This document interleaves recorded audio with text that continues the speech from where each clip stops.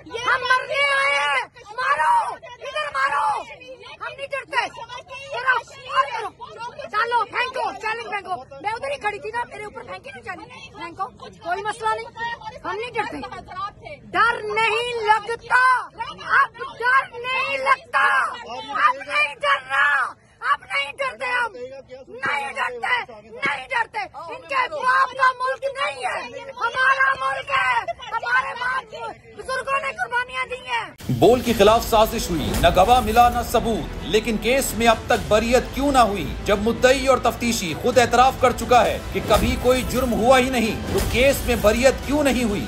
बोल अपील करता है कि केस अवाम के सामने सुना जाए, ताकि अवाम भी जान सकें कि बोल के साथ क्या हो रहा है। जिंदगी एक मैदान है और PSL 8 में हर टीम को छूना आसमान है।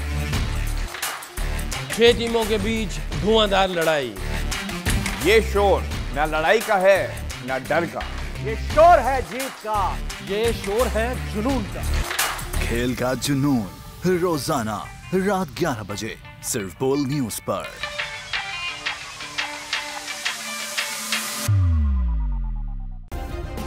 सब्सक्राइब करें और बेल दबाएं ताकि कोई खबर रह न जाए।